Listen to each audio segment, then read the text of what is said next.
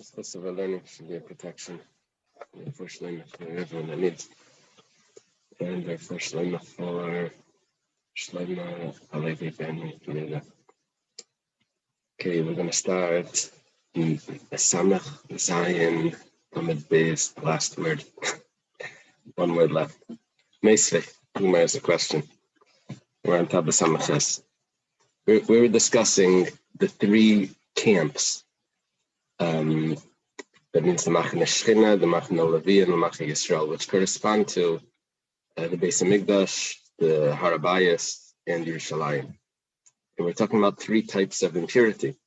The Tamei Meis, someone that came in contact with a corpse that is sent out of the Machane Shechina. The Zav, which is sent out of the Machane Levi, and the Metzera, which is sent out of the Machane Yisrael as well, which is corresponding to Yerushalayim. Our discussion was about a Balkari. We said that a Balkari has the same status as a Zav. A Balkari is someone that had a mission, which is natural, not an illness. He had relations there. So he has to leave the second camp as well.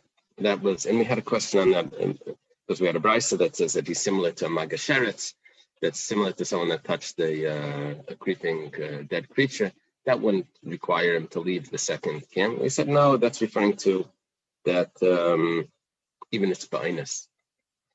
It wasn't referring to the camp. That was we're discussing comparisons here. When you said that this is like that, what was the comparison? So now we have a question. It says, Bayal Nida Ketami Mes. Someone that lives with the Nida has the same impurity as a Tamei Meis. There's a comparison here. So Lamai, what is this comparison? If we say that it's the same level of impurity, so I have a pasuk that tells me that. The brisa usually doesn't just say what the pasuk says. The brisa usually tells me a chiddush. The brisa is supposed to be adding something.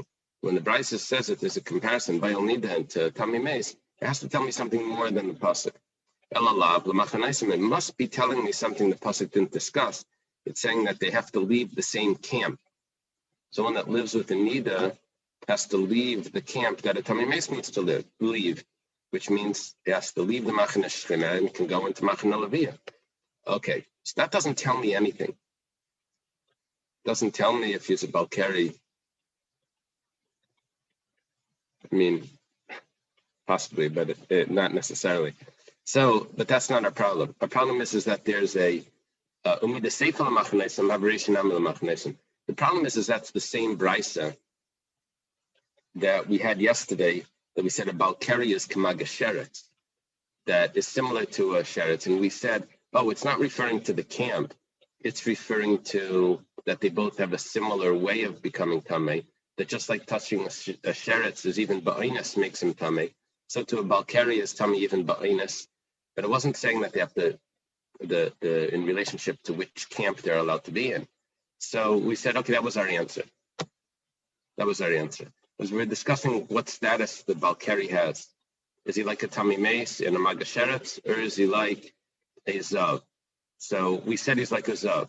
The problem is we keep finding these comparisons that say that he's similar to a Tamei Meis or Magasheretz. So here, when it comes to Bayal Nida, which is the second part of the brisa, it says Bayal Nida is Tamei Meis. Okay, what's it referring to? It must mean that they both have to stay out of the Machane Shechina. Oh, it's referring to the camp. Go back to the beginning of the brisa. It says that a Balkari is Kamagasheret. It's referring to the camp. Balkari is allowed to be in the Machane Levi according to that. The Gemara says, Midi area. Is this necessary to grasp? In other words, do you have to say it exactly like this? The beginning of the brisa was a comparison regarding Tumas. It becomes Tamei Ba'inus.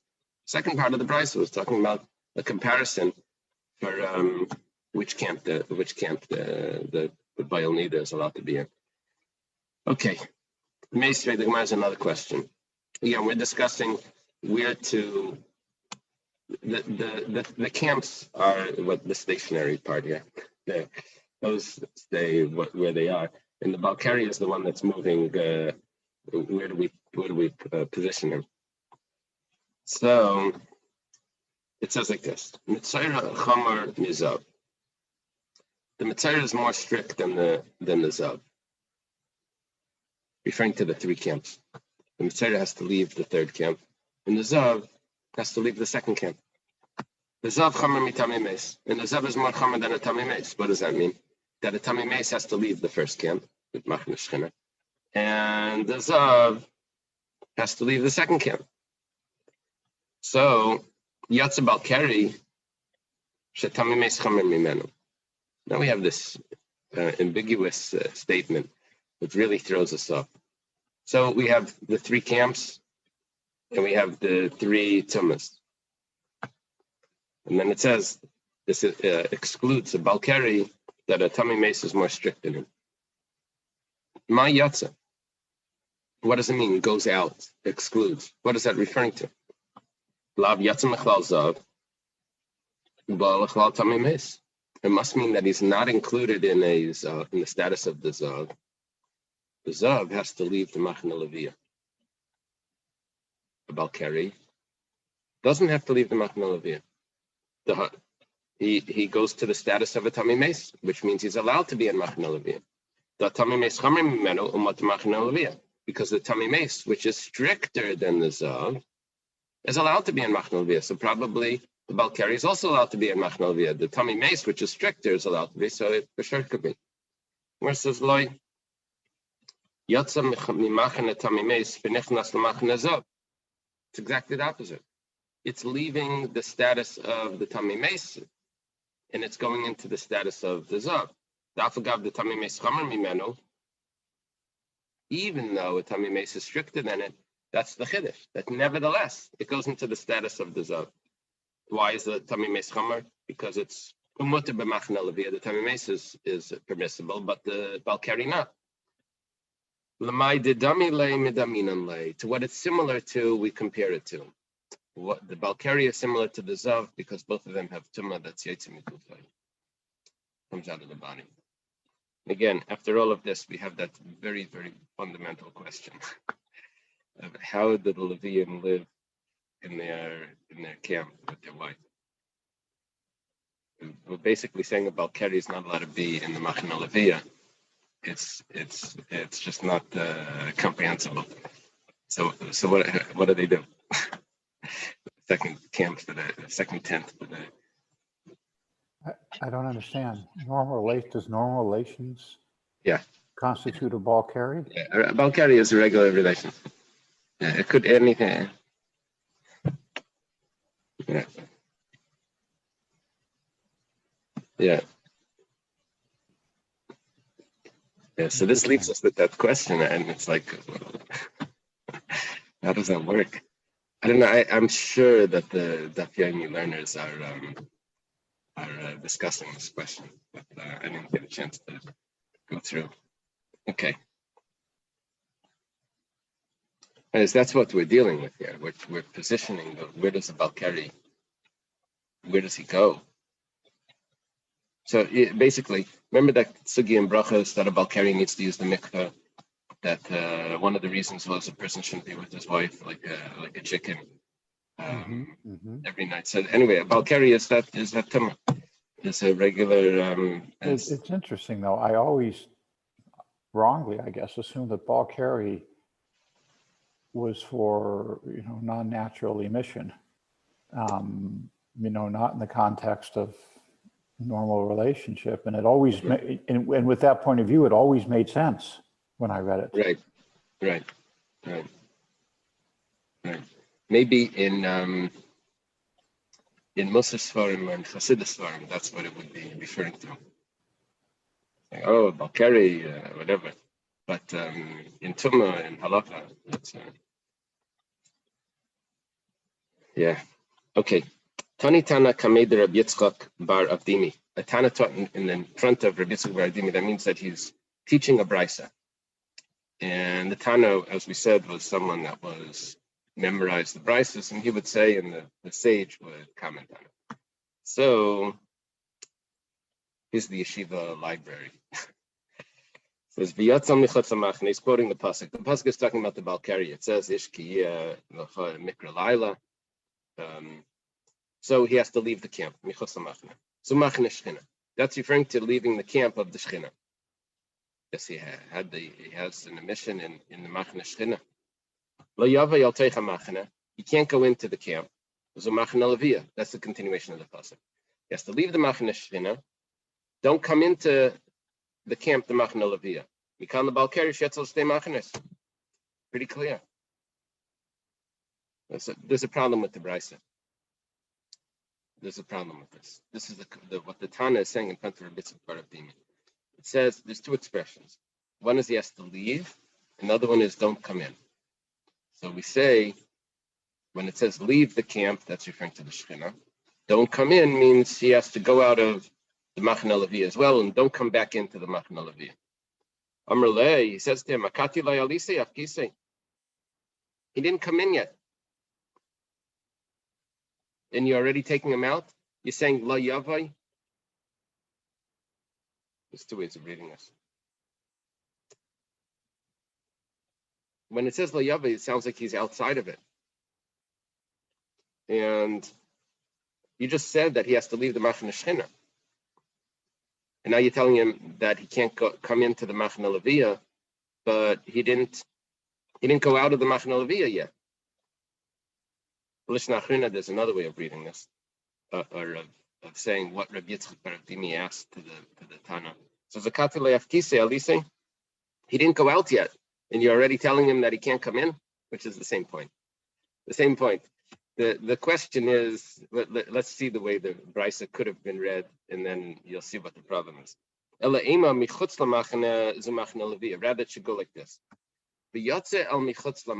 he should leave the camp. That's which camp is it referring to?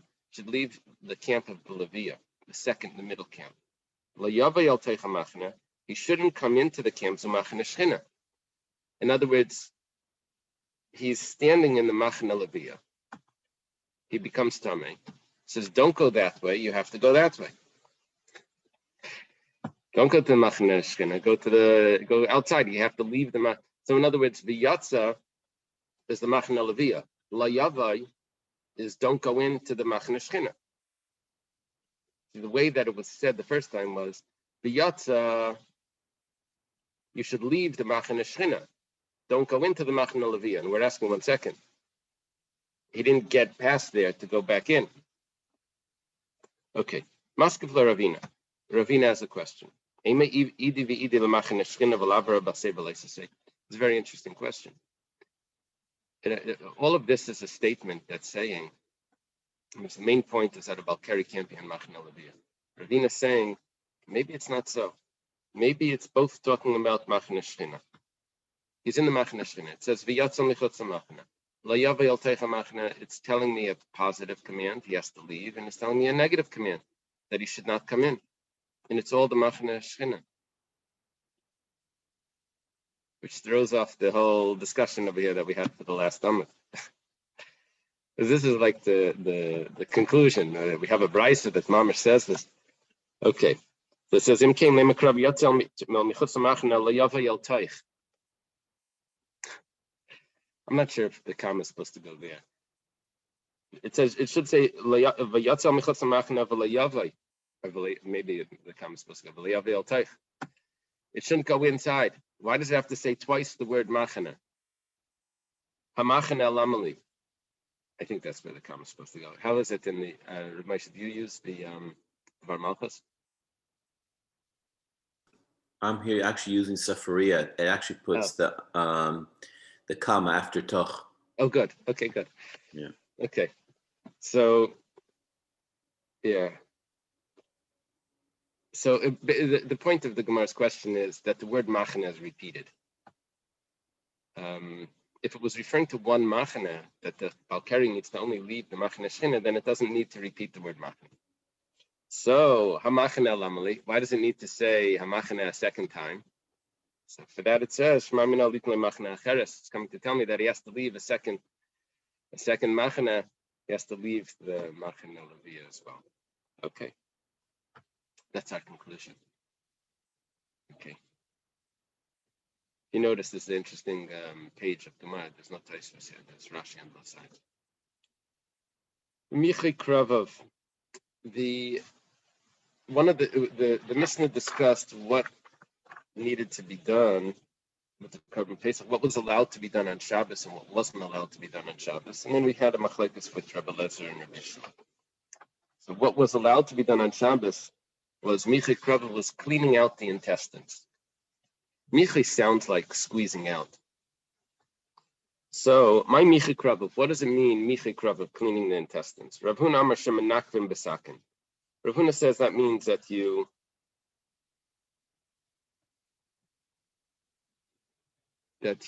puncture it with a knife. The word Michai means that the excrement that was inside gets squeezed out. That was like dissolved. Michai is like dissolving. So that would come out. Rav Chia Barav Amar, Rav Chia Barav says, Shirka d'meya denafka gavduchka desatina.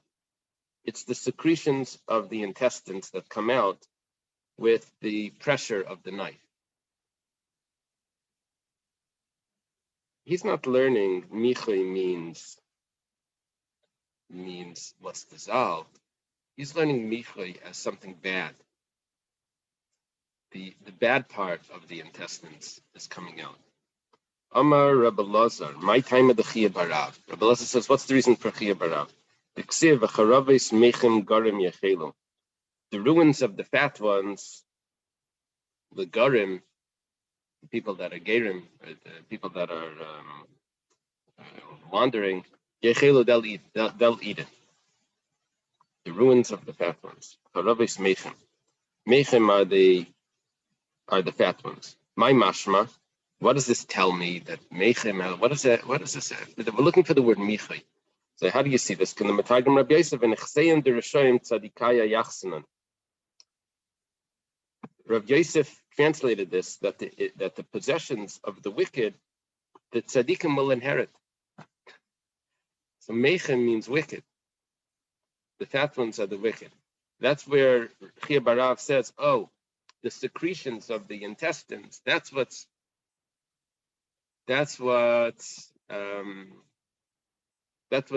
gets cleaned out on Shabbos. Yeah, this probably says something to the people. They have these things where they clean their, I don't know how they do it. They clean their intestines with fasting or different. Okay. Ru'u kvasim kidavram. And the sheep will pasture in their pastures. They'll shepherd or graze in their pastures. There's a new pasuk. Is this a new pasuk? This is a continuation. I think this is the beginning of that pasuk of V'charavis Mechem Garim. Amar Menashe bar Yirmiyah, Amar Rav, Kimeduberbam. What does it mean, Kedavram? Kedavram means Kimeduberbam, which means as was promised to them by the prophet. The sheep will graze as was prophesied to them. My Kimeduberbam, what does it mean that was prophesied to them? Or that was promised to them. Amar Abaya b'charavis mechem garim yechelu. So the kvasim, the sheep here, Rashi says, are referring to the Jewish people. The Jewish people will inherit the wicked, as it said earlier in the verse. Amalei Rava says to Abaya, the way he's learning these psukim, that the ruins of the fat ones, the wanderers are going to eat, and the sheep will graze, as was said about them. Rava says, if it wouldn't have had the vav, that means and, then fine. But now that it says and, the ruins of the fat ones, the wanderers will eat, then it must be referring to something else. It must be something else. Ela Marava. Rabbi says, Kid Rav Chananel Amarav. It's like Rav Chananel says in the name of Rav. That's not Rabbeinu Chananel. It's Rav Chananel. The Amar Rav Chananel Amarav. Rav Chananel says in the name of Rav. Asidim tzadikim shichu es hamesim. In the future, the tzadikim will revive the dead. Ksiv hacha v'ro kvasim kedavram. Over here it says that the sheep will pasture as was, or in their pasture, in their, or as was spoken about them, however the pshat is. Uksiv hasam, but over there it says, Yiru Bashan v'Gilad kimei that Bashan and Gilad, or they'll pasture in Bashan and Gilad as the days of old. Now the word v'ra'u is being used as a Gezeir Shabbat, to pasture, like a royal, like a shepherd. They'll graze. Over there it says that the sheep will graze in their pasture. And over here it says, or over there it says, and they'll pasture in Bashan and in Gilad as the days of old. Now, who was it talking about that the sheep will pasture? It was talking about Yisrael, the tzaddikim. So what does it mean they will pasture? So it says Bashan, ze Elisha b'mena Bashan. This is like Elisha that came from Bashan. Shenemar Bayani v'Shafat v'Bashan. Yani, that's a name. Yani and Shafat and Bashan, that's in Divrei Yamin. Uksiv Pa Elisha ben Shafat asher yatzak mayim. Pa Elisha ben Shafat asher yatzak mayim al dei Eliyahu. Here is Elisha ben Shafat that poured mayim, that poured water for his teacher Eliyahu. What we're looking for is Elisha's father's name is Shafat. So the pasuk said, "V'yani v'Shafat b'Bashan." Basically, the point is that Elisha comes from Bashan. And what we're doing is we're saying that the tzaddikim are going to revive the dead, just like Elisha revived the dead. Gilad Eliyahu, in that pasuk that it said Yiru Bashan v'Gilad. What is Gilad referring to? It's referring to Eliyahu. Shenemar v'Yemer Eliyahu atishbi mitishbi Gilad. Eliyahu the Tishbi that was a settler of Gilad. Okay, so the pasuk V'ro Kvashim Kedabra means that the Jewish people, the tzaddikim, will revive the dead in the future, just like Elisha and Eliyahu. Amar Reb Shmuel bar Nachmani Amar Reb Yonasan. Oh, whenever this comes. You know the psukim didn't work right. I didn't follow it, but hey, I'll let it slide. It's just this.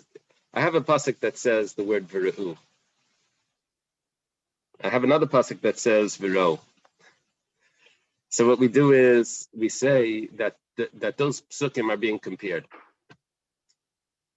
All right. Now, what is the comparison? One says Bashan and Gilad in it. Now, Bashan and Gilad are referring to the two prophets that revived the dead, Eliyahu and Elisha and Eliyahu. Bashan was Elisha and Gilad is Eliyahu. And the other pasuk that also says v'ro says that the Jewish people will pasture. So we say, oh, the Jewish people are now compared to Eliyahu and Elisha, that they, just like they revived the dead, also the Jewish people, the tzaddikim, will revive the dead in the future. V'yani v'Shafat. V'yani is who? Oh, that pasuk was just telling me that Bashan is the father.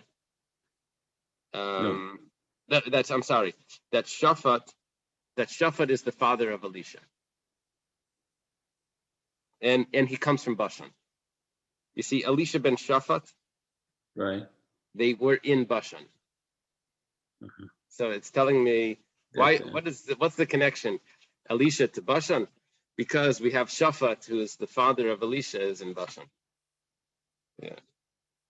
It's giving him an address. Okay, we have Reb Shmuel bar Nachmani Amar Reb Yonasan Asidim Tzadikim Shechiyu Mesim. Again, in the future, the tzaddikim will revive the dead. Shnemar Oid Yeshua Zakenim Zakenim Berchavis Yishalayim Vish Mishante Biyadei Mireid Yamin. The older men and women will sit in the streets of Jerusalem, a man with his staff in his hand at every age. Mireid Yamin. I guess it means all ages. Uksiv V'samta Mishanti Al Pnei Anar. And it says you should put my staff on the face of the lad. This is when when Elisha sends Gehazi to revive the child that passed away. and then he has to come himself afterwards because Gehazi couldn't keep the secret. Okay, so what are we saying over there? They're going to have the men and the women will have the staff. At every age, the staff. Oh, the staff. That's the staff of Elisha that revives the dead. Ula Rami. Ula posed the contradiction. One pasuk says Bila Maves Lanetzach. Right? The death will be swallowed up forever. Let's say Macha Hashem. Uksiv, another pasuk says Kianar ben Meya Shana Yamas. The lad will die at 100 years old. Rashi learns this in the Psukim, that it means when someone dies and he's 100, they'll say, oh, it was a child. He was a youngster. So, the problem, contradiction. One pasuk says that there'll be no death. Another pasuk says that they'll die at 100. There is death. It will be later, but there'll still be death. This is like Kasha. Kan b'Yisrael, kan ba'akum. Depends. The Jewish people will live forever. The idolaters will die at 100. But one second, this is the world to come. What are the idolaters doing there? The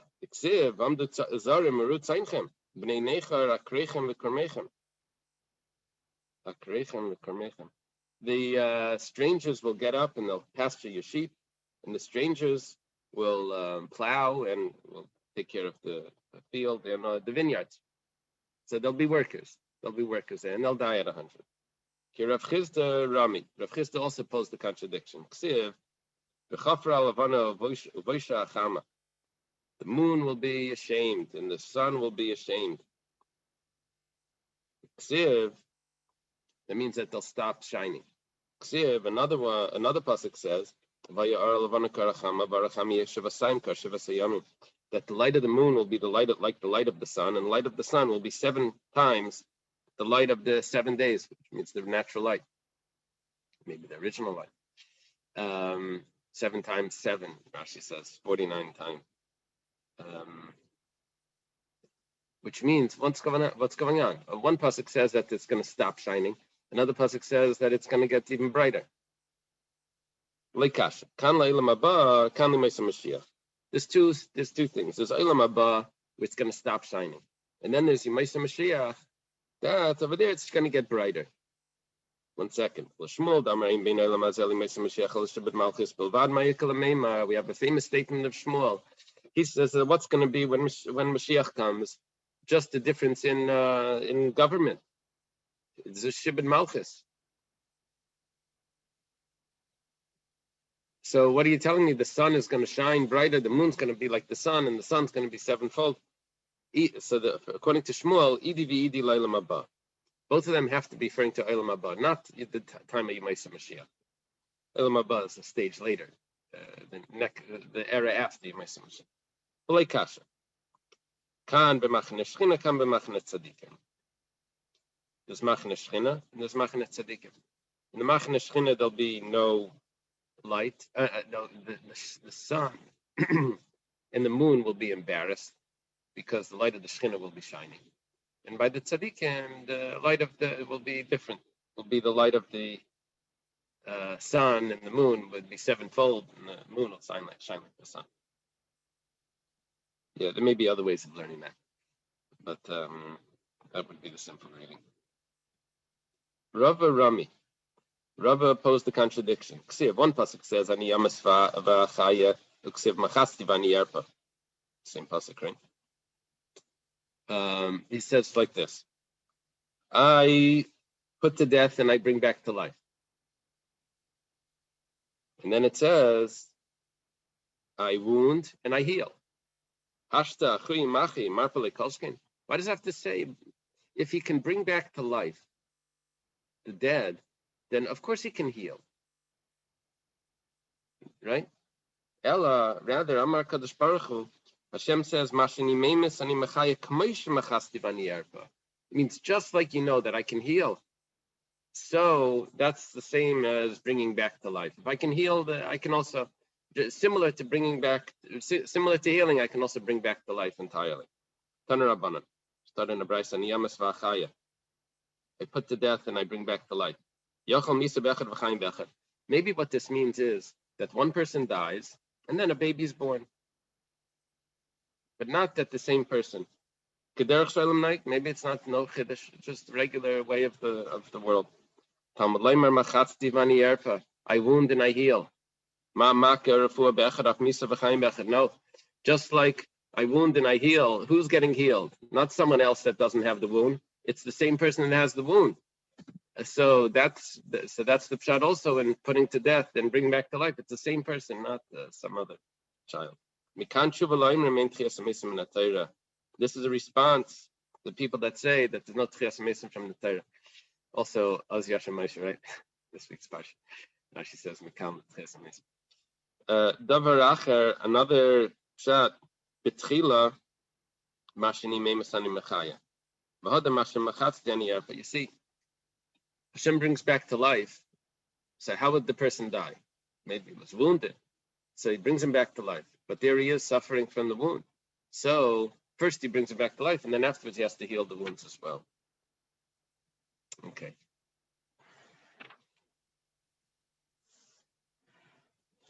They finished the daf clearly at the end of the sugya. Very convenient. Okay, the hekdeh chalavav. When it comes to burning the fats of the limbs, that was allowed to be done on Shabbos.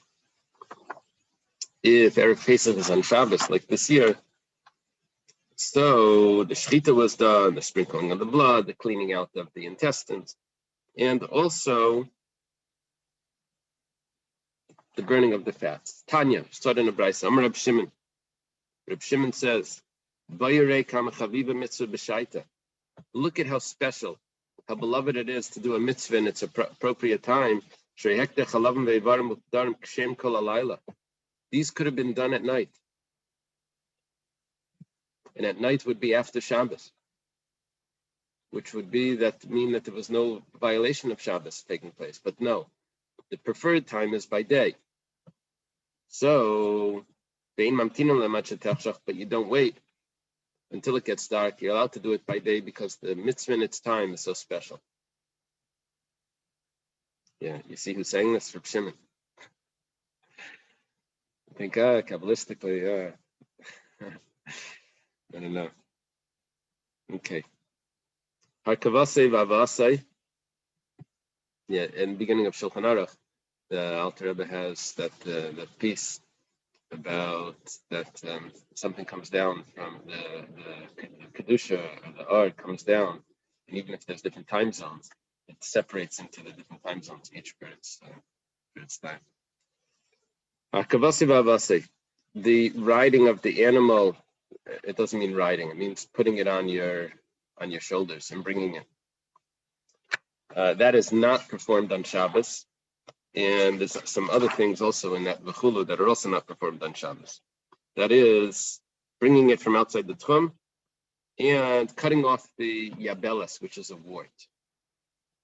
Now, that we learned in the Mishnah was not deicha Shabbos. However, Rabbi Eliezer comes along and says, no, cutting off the wart is deicha Shabbos. And then Rabbi Eliezer says, 1 second, shechita you're allowed to do. You're not allowed to do a derabanan. And Rabbi Shua responds to him that no, you're not allowed to do it.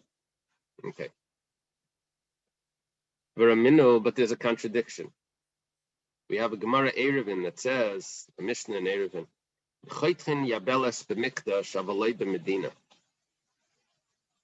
you're allowed to cut off a yabelas, a wart in the mikdash, but not in the rest of the city and the rest of the country. But you're not allowed to use a utensil. The problem is that our Mishnah says that you're not allowed to cut off a wart on Shabbos. That Mishnah in Erevin says you are allowed to. So Rabbi Lazar and Rabbi Yossi Bar Chanina, two Amirayim in Eretz Yisrael, discussed this contradiction. And Chad Amar, one of them said, Idi v'idi biyad. Both Mishnayos are talking about cutting off a wart using the hand, which is the abnormal way of doing it, not with a knife. Habalacha habiyavesha. Depends. If the wart is moist so then it's forbidden because that's considered like flesh, and you're not allowed to cut the flesh on Shabbos for no reason. It's not a shechita. It's not. So you're not allowed to cut it. But if it's dry, then it's not considered flesh, and it's not a problem. That's one answer for the contradiction. One of them said, "Idi vidi balacha." Both of them are referring to the flesh. To it's moist and it's considered like flesh. So why does it say in Erevin that you're allowed to? Like kasha, habiyad habikeli. Over there, he was doing it by hand. According to the first opinion,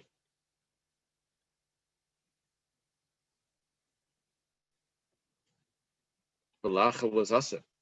According to the second opinion, balacha becomes mutter if it's by hand. Okay. Lamanda Amar habiyad habikeli. According to the one that says it depends, the second opinion. We don't have the names, we just have Chad Amar.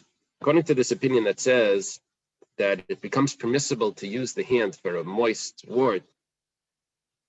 My time in Layamar idi vidi biyad, v'lei kasha balacha biyabesha. Why doesn't he say the more strict opinion that says that you're only allowed to cut off a dry one that's dry? That seems to be a much better pshat because you're not getting into any extra leniencies here. So Zamalach, he says, Yevesha mefrach pricha. That's not even considered cutting. That just crumbles. So the fact that it said choitchen means that it must be that it's moist.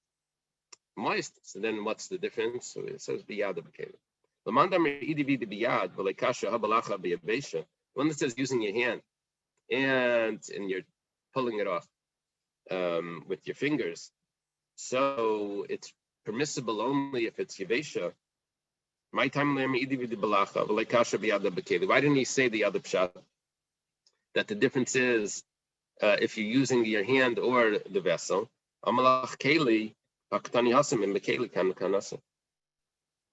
You can't say that it's talking about the keli, because then what is this Mishnah doing over here?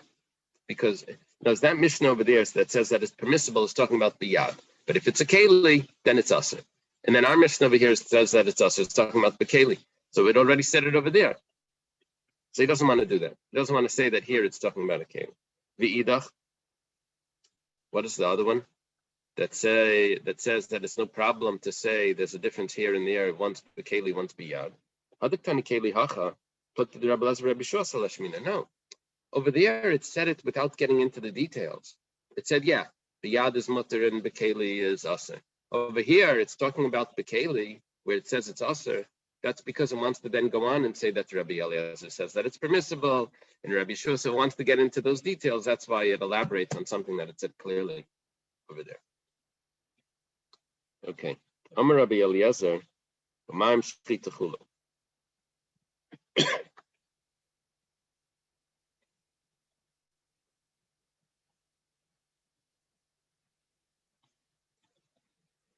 Rabbi Eliezer says that Rabbi Eliezer's opinion was that Shchita is a good proof that if you're allowed to do Shchita, then you should be allowed to do other malachas, especially the Rabbanan. Rabbi Yeshua says that that's not a proof. Because you see that you're allowed to do Shchita on Yom Tov, but you're not allowed to do other malachas derabanan on Yom Tov. Even derabanan. Shchita is permissible on Yom Tov. And then Rabbi Eliezer responds to him and says, what are you telling me? What's your connection? Over there, it's a rishus. No one says you have to shaf. And you're comparing it to a mitzvah where it's a mitzvah, your preparations for a mitzvah.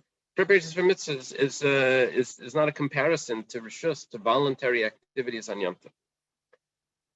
Gemara now says, Rabbi Shua Tameh. Rabbi Shua follows his reasoning. Damar Simchas Yom Tov Nami Mitzvah. Rabbi Shua holds Simchas Yom Tov. It's a good comparison. You're allowed to do shchita, but you're not allowed to do other things if it's not necessary. So anything, but not. The point isn't necessary. The point is that it could have been performed before Yom Tov. Anything that could have been performed before Yom Tov, is not permissible on Yom Tov. So Shechita, yes, but all the other activities, no. And that's how his comparison, because Rabbi Yeshua holds that there's a mitzvah to have Simchas Yom Tov. The Tanya was started in the Brisa. Rabbi Eliezer Omer, Ein Laila Adam b'Yom Tov ela Eichel b'Sheisa Yoshev b'Shoina. Rabbi Eliezer holds that a person has an option on Yom Tov. He can eat, or he can sit and he can study. Rabbi Yeshua Omer Chalkeyu. Yeshua says that you have to divide up the time. Chetzav la'achila v'chetzav l'shtia.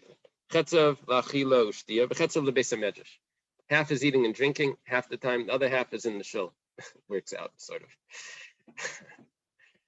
That's basically how our Yom Tov looks. Yeah, the whole time. Okay. V'amar Rabbi Yechanan. Rabbi Yechanan explained the machlekes Rabbi Eliezer and Rabbi Yeshua. Shnei mikra echad darshu. They both learned from the same pasuk. Kasav echad omer. One pasuk says Atzeres LaHashem Elokecha. Kasav echad omer Atzeres Tiyeh Lachem. Says it should be a holding or an extension or a holiday for you. And another pasuk says it's a holiday for Hashem. Rabbi Eliezer Savar Eikul Hashem Eikul Lachem. You could do either way. You don't have to eat specifically on Yom Tov. You could spend the whole day in shul, or you could eat as well. You know, it's optional which way you want to go. Rabbi Yeshua Savar Chalkeyu Chetzav Lachem. That there's an obligation on both. The contradiction in the psukim is resolved by doing half and half. So that's Rabbi Yeshua's understanding that there's a mitzvah to have Einig Yom Tov. Okay, the commentaries here now say that the siman is supposed to be avis, not abim. Okay, let's see. It says, Amar Rabbi Eliezer, Hakol Maidim. This is not Rabbi Eliezer, this is Rabbi Eliezer. Rabbi Eliezer ben Pedas is a first generation, not a first generation. He's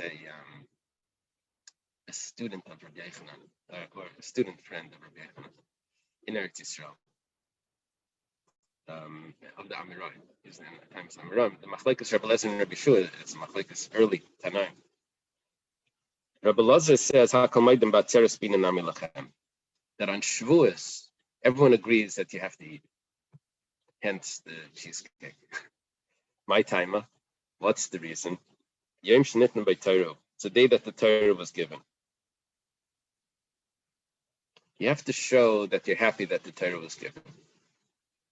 Amar Rabba, Hakol Maidim b'Shabbos t'bina nami lachem.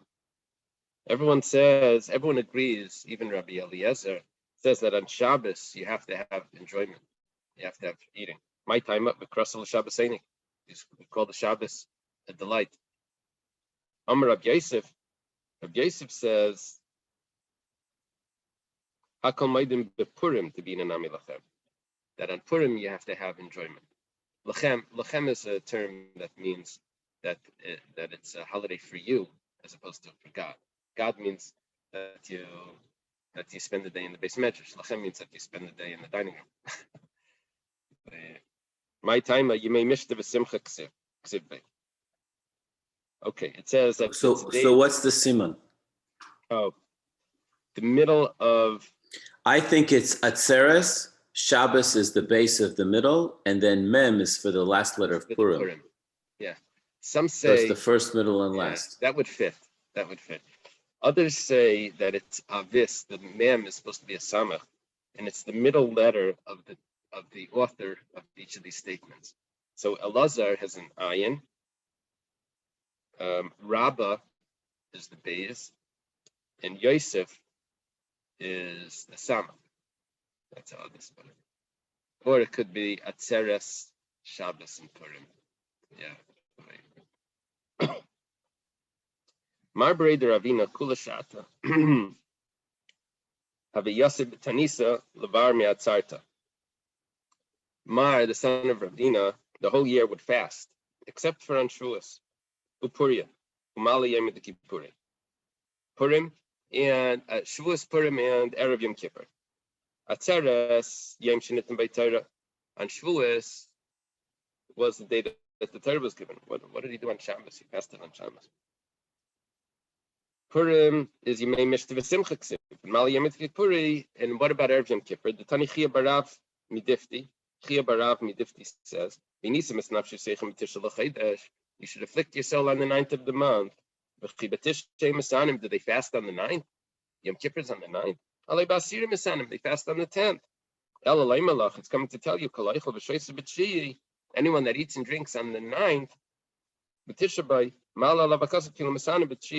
it's as if he fasted on the 9th and the 10th. And then when he fasts again on the 10th, it's like 3 days, right? That's what it's brought down. Okay.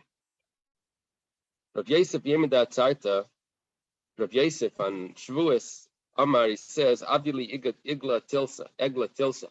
Bring me a choice calf.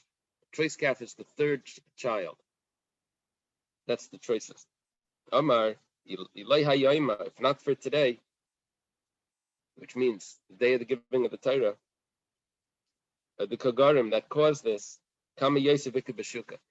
There's a lot of Yosefs in the marketplace, which means I would be no different than everyone else.